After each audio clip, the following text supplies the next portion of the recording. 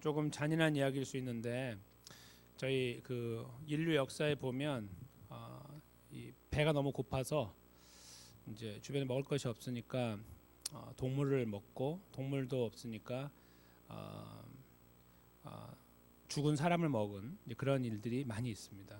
아마 아시는 분도 아시겠지만 특별히 전쟁터 같은데 그런 데서 너무 먹을 것이 없는 상태, 예를 들어 이제 동사를 한 이제 얼어서 죽은 사람들 이런 사람들은 이제 실제로 이제 자기가 살기 위해서 이제 상대방을 먹어야 되는 그런 상황이 생기기도 합니다. 그래서 그것이 인류, 그러니까 문화 인류학적으로 보면 사람을 먹는다는 문제가 잔인한 문제라는 것을 좀 초월해서 그것을 의도적으로 사람을 해하고 그렇게 하는 것이 아니라고 한다면, 그리고 실제로 거기에 아무것도 먹을 것이 없어서 생명 부지를 위한 방법으로 택했다고 했을 때 굳이 그것을 나쁘게 볼 필요는 없다라고 봅니다. 물론 사람마다 의견이 다르지만 무슨 말씀이냐면 그 생존의 문제라는 것이 어떤 인륜의 문제보다 어떤 면에서 더 우선한다 그런 말이죠.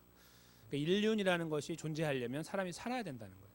살아야 그 사람이 인륜이고 뭐고 하지 죽으면 무슨 의미가 있냐. 그래서 살기 위해서 누군가를 해한 것이 아닌 다른 방법으로 내가 그 상대를 취해서 내가 생명을 부지할 수 있다면 그것이 오히려 더 착할 선자를 거기다가 부여할 수도 있다라고 생각을 하는 것이죠. 그래서 보통 그 전쟁터에서 그런 일이 많이 일어나는데 2차 세계대전 당시에 그 독일군하고 이제 이 독일군이 러시아하고 이제 전쟁을 할 때 이런 그 날씨 문제로 인해서 러시아 인들이 많이 이렇게 아사를 했어요. 그러니까 굶어서 죽은 거예요. 추운데 먹을 것이 없어서. 그래서 그런 가운데 이제 밖으로 나가면은 독일군이 있으니까 위험하니까 못 나가고, 성에 있는데 레닌그라드라는 거기에 있는데 먹을 것이 없으니까 이제 거기서 발을 동동 구르다가 이제 먼저 죽은 사람들을 먹기 시작한 거죠. 그런 이제 실제적인 역사가 기록되어 있고, 이거는 뭐 이쪽 유럽 쪽만이 아니고 한국도 이런 다 역사가 있어요. 조선 시대에도 보면 그러니까 엄청난 기록들이 있습니다. 그래서 다 뭐 어떤 나라를 막론하고 우리는 깨끗해요 그렇게 말할 수가 없는, 왜냐하면 그렇지 않으면 나도 죽으니까. 그 사람이 다 죽었으면 그 역사는 없어져 버리는 거죠. 근데 그 사람이 살았기 때문에 그 역사가 쓰여지고 있는 거예요. 그런 의미에서 먹는 문제는 생명의 문제다 이렇게 보는 것이 틀린 말은 아니라고 생각이 들어요. 요즘에는 음식이 너무 많으니까 이제 뭐 나는 채식주의자입니다, 채식만 드시는 분도 계시고, 나는 육식입니다 이렇게 하시기도 하고, 나는 다 먹습니다 이렇게 할 수 있는 초이스가 생기지만 아무것도 없는데 무슨 초이스가 있어요.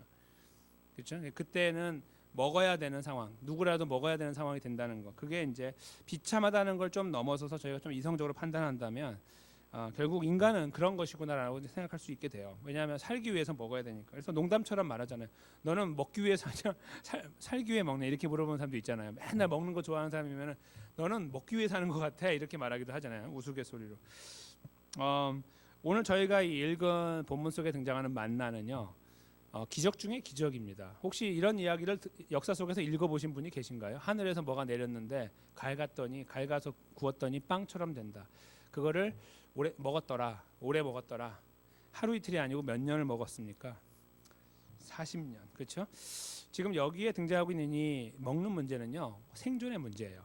레닌그라드에서 사람을 죽은 자기 가족들을 잡아먹었던, 잡아먹은 게 아니고 가족들을 할 수 없이 잘라서 먹었던 그 사람들이 처한 상황과 거의 다르지 않은 상황이라고 보실 수 있어요. 그러니까 예를 들어서 아주 날쌘 사람들, 건장한 사람들이 광야에 들어가서 뭐 한 5박 6일 지내고 오는 거는 아무것도 아니에요. 그거 굶어도 돼요, 그런 사람들은. 그렇죠? 그러나 어린 아이부터 어른까지 200만이라는 사람이 광야에 들어가 살 때에는 이야기가 달라지는 겁니다. 그걸 누가 먹입니까? 200만을 무엇으로 먹일 수 있습니까? 그렇죠? 기가 막힌 일이에요. 그러니까 레닌그라드보다 훨씬 더 힘든 상황이에요. 레닌그라드는 그렇게 많은 사람이 아니었어요. 그런 거 보면 시간적으로 보면 이 양으로 보면 성경에 나와 있는 이 만나는 저희가 그냥 지나갈 수 없는 이야기라 이거예요. 근데 저희는 그냥 이런 것들은 금방금방 지나가잖아요. 별로 기억에도 안 남고요. 오늘 저희가 읽은 이 본문에 등장하고 있는 이 내용과 더불어 하나님의 의도를 저희가 잠깐 헤아려 보려고 해요. 오늘 제목이 저장의 목적입니다. 저장, 보관한다는 그런 말인데요. 오늘 본문에 보면은 32절에 간수하라라는 표현이 나오죠. 간수. 저는 거기에서 이거를 저장으로 바꾸어서 이제 제목을 삼았습니다. 하나님께서 간수하라고 하신 것이 무엇인가? 그걸 잠깐 보겠습니다. 먼저 31절에 보시면은 만나에 대한 소개가 나오는데, 만나는 제가 지난 시간에도 한번 말씀드린 것처럼 만후라고 하는 표현에서 왔습니다. 이게 뭐냐라고 물어볼 때 만후 그러는데, 히브리어로 거기에서 와서 만나가 된 거예요. 그러니까 원래 만 이렇게 써도 돼. 만 그거만 써도 되는 건데, 뭐냐, 이게 무엇이냐라는 건 질문에서 온 음식이에요. 모르는 거예요. 처음 본 거죠. 그 누구도 보지 못했던 역사 속에서 그런 것이 나온 거예요. 가시라는 것은 고수씨라고 합니다. 요즘에 번역되는 성경은 고수씨라고 번역을 해요. 가시라고 안 하고. 고수씨 같아서 그걸 모아다가 갈가서 이렇게 갈아서 맷돌 같은 데다가 이제 구워 먹은 거죠. 그 만나에 대한 설명과 더불어 이제 나오는 것이 하나님 명령인데요. 32절에 보시면 모세가 가로되 여호와께서 이같이 명하시기를 이것을 오멜에 채워서 너희 대대 후손을 위하여 간수하라 이렇게 말씀하죠. 어디다 간수하라고 하시냐면 오멜이라는 거예요. 오멜은 이렇게 지난번에 말씀드렸죠. 손으로 이렇게 딱 한 번 푸는 거예요. 요만큼. 이게 오멜인데 대략적으로 현대 도량형으로 보면 2리터쯤 된다고 그래요. 2리터. 그러니까 2리터 정도 되는 요만큼 되는 그 양이에요. 근데 그만한 이제 그릇을 만들어 사용한 거예요. 오멜. 그 이제 오멜에 채워서 한다는데, 사실은 이 오멜에 대한 이야기가 여기 나오지만 오멜이 더 이상 잘 안 쓰여요. 원래 처음에 쓰였다가 여기에. 그래서 오늘 본문 마지막 부분에 보시면 36절에 오멜이 어떤 건지 설명을 하고 있어요. 오멜은 에바 10분의 1이다 이렇게 하고 있죠. 그 다음부터는 에바가 쓰여져요. 이제 오멜은 거의 안 보이고 이제 계속 에바, 이스라엘 시대 계속 에바를 쓰는데, 에바는 어디에서 나온 거냐면 애굽에서 나온 거예요. 그러니까 애굽 사람들이 쓰는 도량형이 에바예요. 근데 이 에바를 이들이 어떻게 알게 됐을까요? 그들이 거기서 400년 넘게 살았으니까요. 조선왕조가 500년인데 거의 버금가는 전 기간을 살았어요. 그러면 그게 어떻게 되는 거예요? 완전 애굽 사람이 되는 거잖아요, 사람이. 모든 말부터 해가지고, 그렇죠? 그러니까 여기에 지금 에바가 그들에게는 훨씬 더 편해요. 그러니까 에바 10분의 1로 설명을 이렇게 해주시는 거예요. 그래야만 이해가 되니까. 근데 에바 10분의 1이라고 해도 그게 아까 말씀드린 요만큼밖에 안 되는 거예요. 2리터밖에 안 되는 굉장히 작은 그릇에 담아요.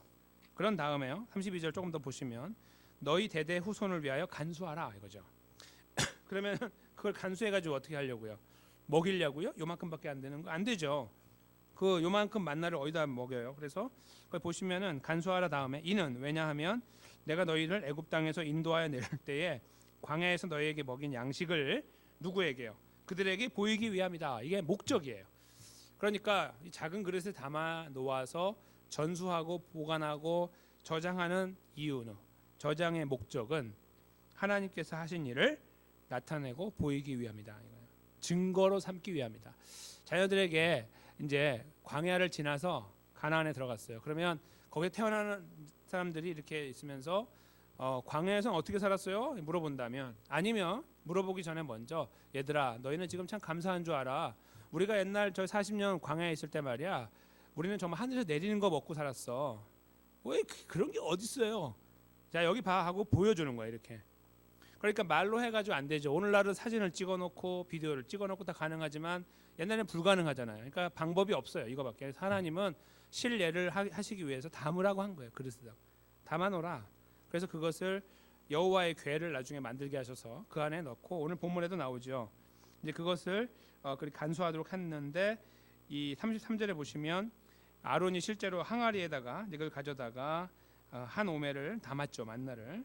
그래서 그걸 간수하게 하고, 그게 어디 있는 거냐면 34절에 보시면 증거판 앞에 두어 간수하게 하였다 이렇게 되고 있는데, 증거판은 바로 십계명을 말하죠. 아직 주어지지 않은 십계명. 근데 왜 주어지지도 않은 것이 여기 기록되어 있냐 하면 이 창세기는 이 모든 40년이 지난 다음에 기록됐기 때문이에요. 그러니까 모세 오경을 쓴 시간은 이 막 움직이면서 쓴 게 아니고요. 거기 가나안 들어가기 바로 건너편에서, 그쪽에서 가나안을 바라보면서 어떤 일정 기간을 하나님께서 영감을 주셔서 쓴 거예요. 그 모세 오경은. 그래서 이게 시간적으로 왔다 갔다 이렇게 섞여 있어요. 다 지나고 섰기 때문에. 그래서 여기서 지금 아직 만들지 않은 여호와의 궤, 아직 만들지 않은 하나님 주시지 않은 그거 돌판까지 하나님 말씀하신 거예요. 그 안에 넣도록 하신 거는 먼 훗날 나중에 다시 말씀하셨거든요. 그게 바로 그 신명기 8장 3절에 나오는데요. 제가 읽어드릴게요. 이제 그 같은 걸 쓰고 있는 시간 속에 썼지만 다 지나고 쓴 거예요. 너를 낮추시며 너를 줄이게 하시며 또 너도 알지 못하며 내 열조도 알지 못하던 만나를 내게 먹이신 것은 사람이 떡으로만 사는 것이 아니요 여호와 입에서 나오는 모든 말씀으로 사는 줄을 너로 알게 하려 하심이니라. 이렇게 하나님께서 만나를 주신 그 이유를 이제 설명을 하십니다. 지금 이 말씀과 연관돼서 뭐가 나오냐면 항아리에다가 만나를 담아서 이 여호와의 궤에다 집어넣는 이런 과정이 이렇게 이어져요. 그러니까 오늘 여기 본문에서 하나님께서 말씀하신 내용이 시간적으로 보면은 이게 다 앞선 거지만 결국은 같은 시간대를 다 지나고 나서 마지막에 하나님 명령에 따라서 보관한 만나를 넣어서 이제 더 오랫동안 보관할 수 있도록 했다는 거죠. 여기서 이제 저희가 생각할 한 가지 신기한 점은 이 만나를 처음부터 보관했는지 그건 모르겠지만 40년이 지나서 이제 거의 마지막 판에 이걸 보관했다고 해도 이게 이제 썩을 거 아니에요. 먹는 거니까. 그렇죠? 그게 참 저희가 이 머리로 이해할 수 없는 부분이죠. 내린 것도 그렇지만 보관할 때에 그게 100년, 200년 간다라는 보장이 없잖아요. 그렇죠? 썩어야 된다고요, 원래. 근데 하나님께서 그것을 지켜 주셨죠. 그래서 오랫동안 여호와의 궤가 보존이 되어 가요. 그런 의미에서 하나님의 하신 역사가 참 이제 여기에서 분명하게 드러나는데 이 36절에 나와 있는 그 작은 양을 그렇게 놓게 하신 그 내용과 더불어요. 제가 좀 이제 집중하려고 하는 거는 뭐냐면 이 만나가 내렸던 시간이에요. 아까 잠깐 말씀드린 것처럼 35절에 나와 있는데요. 이스라엘 자손이 사람 사는 땅, 참 표현이 재밌죠. 이스라엘 자손이 사람 사는 땅, 지금은 어디예요? 짐승이 사는 땅이죠. 이스라엘 사람이 사람 사는 가나안 땅, 그 다음에 또 나와요. 가나안 땅이라고. 가나안 땅에 가기 전에 40년 동안 만나를 먹었다. 다시 한번 또 반복해요. 곧 가나안 지경에 이르기까지 그들은 만나를 먹었다. 이렇게 두 번 쓰고 있어요. 만나를 먹었다는 거 한 번만 말해도 되는데 두 번이나 말해요. 40년 동안 먹었다고. 40년 동안 같은 음식을 먹는 거는 귀찮을 수 있고 또 식상할 수 있죠. 다른 거 먹고 싶다고. 오늘 새벽에도 이제 그걸 잠깐 말씀드렸는데 오늘 그 부분을 좀 말씀드렸어요. 근데 저희가 한국인들 밥상에 기본적인 거 밥, 국, 김치 이렇게 세 가지가 기본이라서 맨날 그거 먹으면 짜증 나고 막 그러잖아요. 막 짜증 내시고 이제 막 그러 나를 뭘로 알고 이거밖에 안 주냐 막 이러면서. 근데 그게 언제 효과를 발휘하냐면 저희가 이제 뭐 타향에 갔다거나 어디 다른 지역에 가서 막 미국 음식을 먹거나 막 아프리카에 가서 아프리카 음식을 먹거나 막 이럴 때 갑자기 그 기억이 나죠. 김치하고 밥하고 국만 먹으면 소용이 없겠네 이러잖아요.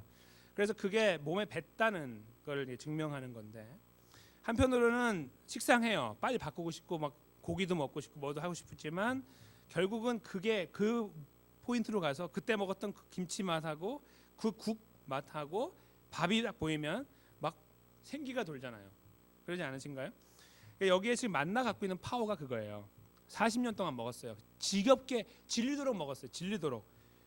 이게 뭡니까라고 할 정도로 먹었을 거예요. 근데 여기서 저희가 사람의 관점 말고 하나님의 관점으로 한번 보면 기가 막힌 일이 벌어져요. 40년 동안 하나님은 하루도 거르지 않고 만나를 내려주셨어요. 이스라엘 백성들이 항상 하나님께 충성을 다하고 좋은 모습으로 서 있었나요? 아니요. 배반하고 뒤돌아서고 침 뱉고 막 난리쳤어요. 욕하고 막 저주를 퍼붓고 하나님을 향해서. 그런데 하나님은 끝까지 만나는 주셨어요. 자식들이 가만히 있으면 안 되겠네. 너네 굶어. 뭐 열흘 동안 굶어. 한 달 굶어. 이렇게 안 하셨다는 거예요. 하루도 빼르지 않고 만나는 끝까지 주신 거예요. 이 죄를 짓건 뭐하건 관계없이 하나님은 약속하신 그대로 끝까지 부어주신 거예요. 그렇게 볼 때에 이 만나는 또 다른 의미가 있는 거죠. 아유 식상합니다. 맨날 만나 먹어서 맛도 없습니다. 이렇게 할 때에 하나님 편에서는 그게 하나님의 성실하심을 보여주는 증거가 됐다는 거죠. 40년 동안 하루도 거르지 않고. 그게 바로 40년이라는 시간이 저에게 주는 의미가 돼요. 근데 저희가 여기에서요, 보여지는 이 이스라엘 백성들이 40년 동안 먹었던 그것을 간직하는 이 저장의 목적에 대해 좀 더 생각해 보려고 하는데요. 하나님 말씀하신 그대로 그것을 후손에게 보이기 위함이에요. 근데 이것이요, 만약에 저희들에게 주어진 저희들만 경험한 것이라고 한다면요, 이 만나가 어떤 의미에서 저희에게 의미가 있을까요? 그걸 저희가 생각해 보는 시간을 좀 가지면 좋겠습니다. 이들은 광야에 있었고 저희는 광야에 있지 않고, 이들은 이스라엘 사람이고 저희는 한국 사람이고 또 미국 사람이기도 하고 이렇게 한데, 지금 여기에서 지금 드러나고 있는 이 만나와 40년 그리고 이스라엘 이렇게 삼각 이 관계를 보면 이게 하나님의 구원을 말해주고 있는 거죠. 하나님의 구원이 이렇게 끝까지 책임져 나가는 거예요. 광야에 집어넣을 때까지, 즉 홍해를 건널 때까지가 구원이 아니고 거기에서 가나안 들어갈 때까지가 구원인 거예요. 하나님은 이 처음에 책임지지 못할 일을 시작하신 다음에 손을 놔버리는 분이 아니라 책임을 지기로 결정하신 일을 끝까지 가져가는 분이에요. 중간에 사람들이 틀어버린 거죠. 다 틀었지만 하나님은 끝까지 데리고 갔어요. 끝까지. 그게 하나님의 구원입니다. 여기에 저희가 만나를 바라보면서요, 먹는 문제 그것도 보지만, 아까 제가 음식과 생명을 이렇게 연결해 드렸잖아요. 그렇죠? 결국 먹는 거는 생명의 문제예요. 굶으면 죽으니까요. 그렇죠? 여기서 만나가 없었으면 죽었어요. 구원은 이루어지지 않은 거예요. 그거는 그냥 헛발질한 거예요. 하나님이 실수한 거죠, 역사에서. 근데 그렇지 않고 하나님은 한 번 구원한 것을 끝까지 데리고 가기 위해서 만나를 주심으로 생명을 연장해 주신 거죠. 그렇게 볼 때 이 구원의 역사는 굉장히 확실하게 완성이 된 거예요. 저희 안에서 이루어진, 저희에게 주어진 그 구원은 그럼 무엇이냐, 이렇게 저희가 물어볼 수 있습니다. 만나가 아니죠. 실제로 저희들에게 있는 예수 그리스도를 믿는 믿음, 거기에서 오는 하나님에 대한 확신, 예수 그리스도의 다시 오심에 대한 기대, 뭐 이런 것들로 저희가 구원을 이야기할 수 있을 것입니다. 그런데 사실은 저희도 이 떡을 먹었습니다. 아까 제가 읽어드린 이 신명기 8장 3절 말씀이, 즉 제가 다시 한번 읽어드리면, 너희가 만나를 내게 먹이신 것은 이게 사람이 떡으로만 사는 것이 아니요 여호와의 입에서 나는 모든 말씀으로 사는 줄을 너로 알게 하려 하심이니라, 이렇게 말씀하셨단 말이에요, 하나님이. 근데 이 말씀이 성경에 2번 반복이 됐어요. 언제 반복이 되냐면 예수님께서 시험을 받으시기 40일 동안 금식하신 다음에 처음 받으신 시험 때, 그렇죠? 사탄과의 처음 이 시험, 이거는 일종의 영어로 보면은 그러니까 이그제미네이션이라고 보면 돼요. 예수님께서 참된 구원자로 보여지기 위하여 지나가신 관문이죠. 거기에서 아담이 무너졌던 3가지의 범죄함, 보암직하고 또 먹음직하고 지혜롭게 할 만큼 탐스럽게 했다라는 선악과에 관련된 그 3가지 시험을 예수님이 이기신 거예요. 그렇기 때문에 3가지가 거기 똑같이 나오는데, 아담이 무너진 것을 예수님이 세우시는 과정이에요. 근데 그때 첫 번째가 바로 먹는 문제죠. 야, 40일 동안 굶었는데 저 큰 걸로 떡을 하나 만들어서 먹으면 어떨까라고 하죠. 그때 예수님 말씀이 바로 오늘 말씀이에요. 이제 신명기 8장 3절 말씀이죠. 사람이 떡으로만 살 것이 아니요 하나님의 입에서 나오는 모든 말씀으로 살 것이라 하였느니라, 이 말씀을 하셨습니다. 그리고요, 그 말씀을 하신 예수님께서 실제로 이런 말씀을 하셨어요. 얘들아, 내가 바로 생명의 떡이다. 요한복음 6장 35절하고 38절에 예수님은 자기를 가리켜 나는 생명의 떡이다, 이렇게 말씀을 하셨습니다. 2번에 걸쳐서. 그러니까 예수님을 우리가 예를 들어서 소유한다, 그런 말은 실제로 우리가 먹질 않았지만 먹었다라고 표현해도 과언이 아니에요. 내가 예수님을 소유하고 있습니다라는 말의 다른 표현은 내가 예수님을 먹었습니다라고 말할 수도 있다는 거예요. 소유라는 개념하고 예수님이 우리 안에 계십니다, 이 말도 같은 말이에요. 그런 의미에서 우리가 떡을 먹었다는 거죠. 구원을 받았습니다, 저는 그렇지만 만나는 먹지 않았습니다, 이렇게 말할 수 있는데, 만나가 보여주고 있는 하나님의 구원의 역사에 그 자리에 우리가 있다고 한다면 우리는 떡을 먹은 거예요. 만나를 먹은 것이 아니고 예수 그리스도를 먹은 거죠. 참된 생명의 떡이 되신 예수를 먹은 거예요. 근데요, 예수님이 이런 말씀을 하시는 이유가요, 그 여호와의 궤라는 이 상자 안에 들어있는 2가지 때문에 그래요. 한번 잘 생각해 보십시오. 그 안에 오늘 본문에도 나오는 만나를 어디에 두라고 하셨냐면은 이 항아리에 담아가지고 오멜에, 거기 넣어뒀는데 그 앞에 공교롭게 뭐가 있어요? 증거계를 들어가요. 그 증거계는 십계명인데요. 두 돌판과 이 같이 있어요. 이 만나는 무엇에 대한 상징이냐면 육신의 양식의 상징이 되죠. 먹어야 사는 그 바로 먹는 문제에 관련된 하나님의 해결책이 보여주는 상징이에요. 이쪽에 있는 말씀은 영의 양식이죠. 하나님 말씀. 그래서 신명기 말씀에 이렇게 말씀하시는 거예요. 사람들이 이걸 먹음으로 무엇을 스스로 경험하냐면 만나를 먹음으로 하나님 말씀에 순종하는 것이 되죠. 왜냐하면 만나는 6일 동안 거두어 들여 먹고 주일은 쉬게 되어 있는데 안식일에는 그걸 순종함으로써 먹을 수 있었어요. 그렇지 않고 더 거두면 다 썩어서 냄새가 났다고 지난 시간에 말씀 나누셨죠. 그래서 이 먹는 문제는 결국 말씀과 함께 가고 있다는 것을 보여주고 싶으신 거예요. 그래서 이 언약궤 안에 두 가지가 공존하고 있었던 것이죠. 예수님은 그것을 간파하신 거예요. 뭘 하나님이신 거 당연히 알고 계시죠. 그래서 그 내용을 설명해 주신 거예요. 어떤 상황에서요? 먹는 문제만 중요하다고 여길 때, 만나에 집착하고 있을 때, 바로 사탄이 그걸 가지고 다시 예수님을 공략하려고 할 때 아주 한 방에 그것을 정리하신 거예요. 이것만 갖고 사는 것이 아니라 이것이 없어도 된다 그 말이 아니라 떡으로만 살 것이 아니다. 그러니까 떡만 필요한 게 아니라 영어에 not only but also라는 표현이 있잖아요. 그러니까 이것만이 아니라 이것도 그런 말이잖아요. 이것도 있어야 되지만 이것도 할 때 거기에 강조가 뒤에 있는 건데 바로 하나님 말씀이 강조가 되는 거예요. 즉 예수님께서 지금 너가 나에게 하는 것은 하나님 말씀을 버리라는 말인데 나는 하나님 말씀을 지킬 거다. 이런 의미도 그 말씀 속에 담겨 있는 거죠. 그래서 두 가지 떡의 공존을 하나님께서 말씀하셨고 예수님께서 다시 한번 강조를 해주신 거예요. 그래서 예수님이 자기 자신을 드러내실 때에 내가 만나다 이렇게 하지 않고 나는 생명의 떡이라고 하신 거예요. 실제로 영혼의 문제를 해결하는 떡이 되셨기 때문이죠. 이 두 가지가 공존하는 자리가 바로 예수 그리스도의 십자가라고 볼 수 있어요. 그리고 예수님은 십자가에 돌아가시고 3일 만에 부활하셔서 생명의 떡의 역할을 온전하게 이루셨습니다. 누구든지 예수 그리스도를 먹는 자, 취하는 자, 믿는 자, 받아들이는 자는 생명의 자리, 영원한 생명의 자리에 거할 수 있는 은혜를 주셨기 때문이죠. 그걸 다른 말로 바꾸면요, 생존의 문제를 해결해 주신 거예요. 그렇죠? 저희가 만나를 먹어서 광야 40년을 지난 것은 인간 육신의 생존을 가능하게 했지만 영혼의 생존을 가능하게 못했습니다. 그렇죠? 예수님을 우리가 소유하게 될 때 오는 은혜는 바로 예수님을 통하여 우리가 영원을 사는 은혜를 받게 된 거예요. 생존의 문제를 완전하게, 그렇죠? 사망과 죄 가운데 있는 우리를 구원하여 하나님의 백성으로 삼으시는 완전 새로운 생존의 역사를 이루신 일이기 때문입니다. 그래서 저희가 이스라엘 백성들에게는 이 저장이 그걸 보여줌으로써 하나님의 역사를 자랑하고 나타내는 것에 있었다고 한다면 저희에게는 조금 다른 문제라고 보게 돼요. 그것은 우리 안에 계신 예수 그리스도를 우리가 고백하고 인정하고 또 그것을 나누어 나가는 것으로 이해하게 된다는 것이죠. 왜 하나님께서 우리에게 구원을 주셨냐 하면 우리가 구원을 받는 것에 머무른 것이 아니라 구원의 은혜를 나누어 나가도록 하기 위함이었다고 저희가 이해하게 되는 것입니다.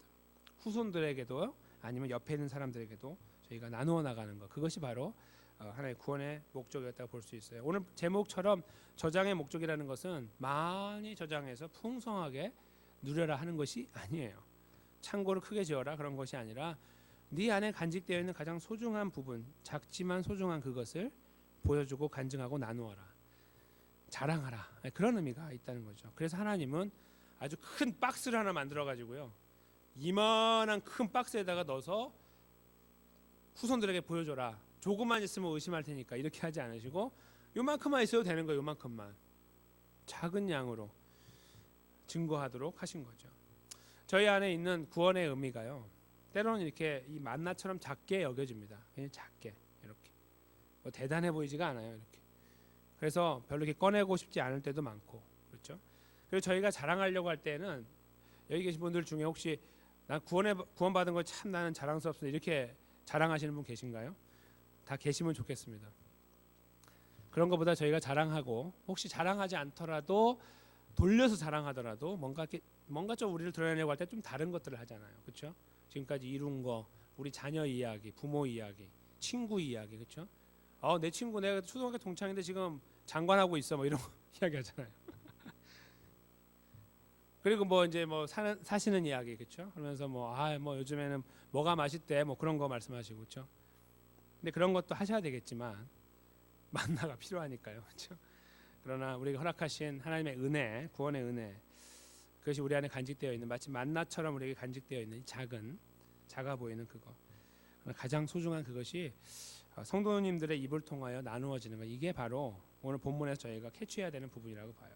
여기에 지금 저장의 목적, 그것은 결국은 예수 그리스도의 구원의 은혜를 나누는, 이스라엘 백성들에게는 하나님의 구원의 역사를 나누는 거였지만 우리 신약 시대에 살고 있는 저희들에게는 예수 그리스도의 십자가 부활을 통한 구원을 저희가 고백하고 나누어 나가는, 바로 그것이 저장의 목적이라는 것이죠. 왜 저장은 간직하고 간수한다는 거라고 볼 때에 왜 자꾸 간수하고 간직하셔야 되겠습니까?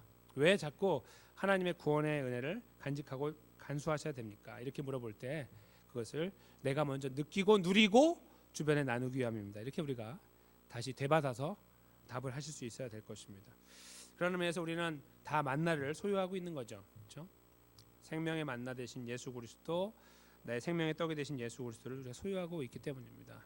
그런데 너무 작아 보일 때가 많아서 때로는 저희가 혼동을 갖기도 하고 쑥스러워하기도 하고 어떤 분들은 창피해하기도 하죠. 그거밖에 없는데, 그렇죠? 다른 사람들은 막 이게 큰데 난 이거밖에 없는 것 같을 때가 있잖아요. 근데 하나님께서 그럴 때 저희들에게 너는 왜 그거밖에 안 되냐라고 하시겠습니까? 저는 그렇게 생각하지 않습니다. 네. 우리 안에 있는 이 구원의 은혜, 그 가치를 인정할 때에 하나님은 거기에서 만족하고 기뻐하시고 즐거워하실 것입니다. 소위 영광을 받으실 것입니다. 그걸 못하는 게 문제고 그걸 놔두고 다른 거 자랑하는 것이 문제일 것일 것입니다. 오늘 본문의 이 말씀 위에서 저희가 다시 한번 깊이 기억하고 감사하기 원하는 것, 바로 이 저장의 목적을 저희가 기억하면 좋겠습니다. 그리고 우리 안에 살아계신 예수 그리스도께서 여전히 내 삶을 책임져 주시고 마치 만나로 나를 이스라엘 지키신 것처럼 나의 여정, 이 땅에서 여정 끝까지 지켜 나가실 것이라는 그런 확신 가운데 오늘의 걸음도 주님께 맡겨드릴 수 있는 그런 은혜가 저희들 안에 다시 한번 새롭게 주어지길 원합니다. 그리고 그것이 나누어지고 보여지고 베풀어지기 원해요. 주변의 사람들에게도 나누어지고 자랑되어지는 가장 첫 번째 사실로 우리 안에 고백되어질 수 있는 그런 은혜가 있기를 원합니다. 왜 이런 은혜가 저희들 이런 과정이 필요할까요? 왜냐하면 저희들은 아까 말씀드린 것처럼 돈과 명예와 지위와 권력, 이것이 이 모든 것처럼 보여지는 세상 속에 여전히 발을 붙이고 살고 있기 때문입니다. 우리의 가치관이 아무리 깨끗하게 정제돼도 저희가 거기서 벗어나지 못하기 때문이죠. 그래서 저장하라는 말씀도 우리가 그러면 더 많이 모으라는 말인구나, 이렇게 그런 걸라고 생각하는 이 습성 자체가 그렇게 되어 있는 거죠. 우리 안에. 하나님은 그것을 자꾸 지워버리도록 이렇게 하시는 거죠. 그게 아니고 가장 소중한 것을 내가 너 안에 넣어놨는데 그거 알고 있느냐, 이렇게 말씀하시는 거죠. 그것이 뭔데요? 라고 물은 우리들에게 생명의 떡이신 예수 그리스도라고 말씀하시는, 우리를 만드시고 우리를 구원하시고 인도해 주신 하나님 아버지, 바로 그분이 오늘 이 말씀을 통해 저희에게 다시 한번 당부하시는 것입니다. 저는 여기 계신 모든 분들, 저를 포함해서 바로 이 저장의 목적을 잘 이루어가면 좋겠습니다. 우리 안에 간직하고 있는 것, 왜 간직하냐, 예수 그리스도를 왜 간직하고 계시느냐, 우리가 구원받은 것도 감사하지만 가장 자랑할 수 있는, 가장 감사할 수 있는, 소위 와일드 카드라고 하는, 너 꺼내봐 할 때 다른 게 아니라 바로 그걸 꺼낼 수 있는, 바로 그것으로, 그래서 하나님을 자랑하고 하나님의 구원을 높일 수 있는 바로 그런 자리에 우리가 설 수 있도록 하기 위한 하나님의 의도를 저희가 분별해서 예수 그리스도를 중심으로 다시 예수 그리스도를 의지하면서 그 예수님을 꺼낼 수 있는 바로 그러한 하나님 백성의 걸음을 저희가 걸어가야 하기 때문에, 비록 상황은 그렇고 우리를 알아주는 것이 적어지는 그런 시간 속에 있다 할지라도 그들이 중요한 것이 아니라 우리를 구원하신 하나님이 중요하고 감사하기 때문에 하나님께 집중하는 하나님의 사람의 모습을 저희가 더 힘있게 세워나갈 수 있는 그런 자리에 서야 될 줄로 믿습니다. 그래서 오늘 저희가